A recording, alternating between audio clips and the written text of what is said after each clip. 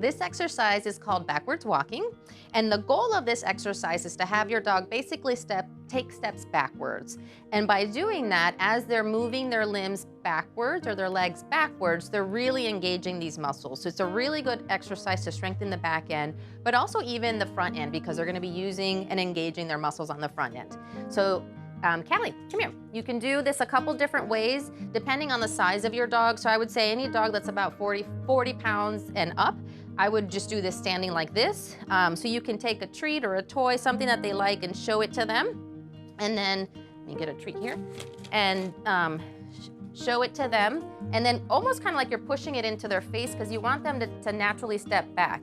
And anytime that you are fixated on something very, very close to your face, you have to kind of step back, right, to focus on it. So that's what we're doing here with them, is we're showing them something they really like and then kind of pushing it into them, so that way they're walking backwards naturally. So you see how as she walks backwards, she's a little wobbly, her legs are a little bit all over the place, but she's able to do it.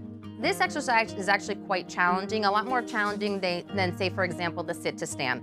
So this is one that if they're not mastering the sit to stand, I would wait to do this until they've mastered the sit to stand. Once they've mastered the sit to stand, this is an excellent one to do, but depending on how weak they are at that current time, they may struggle, they may need some help. So one of the ways you could do is a two-person, because say, for example, she's unable to kind of move backwards on her own, then we would have somebody in your home come assist you with the towel. So we'll have Dr. Gardner come help us. She's gonna put a towel, you could put a towel or anything soft underneath them, and then that way we're basically doing it together, the three of us. All right, ready? We'll go back, back, back, back, back, back. Good.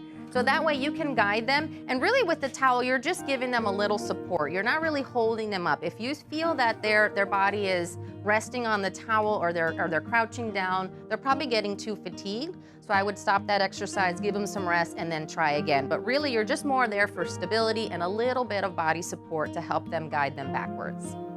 This exercise, depending on their strength, you can start with just maybe 3 or 4 repetitions at a time, see how they're doing, and then eventually try to work up to 8 repetitions at a time.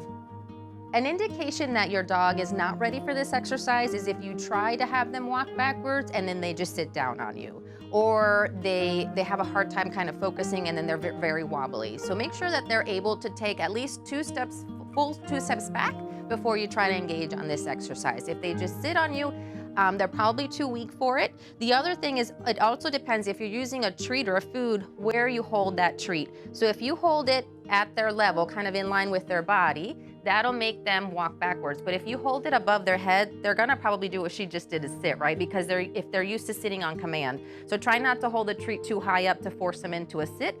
Put it at their level so they're actually walking on their own backwards.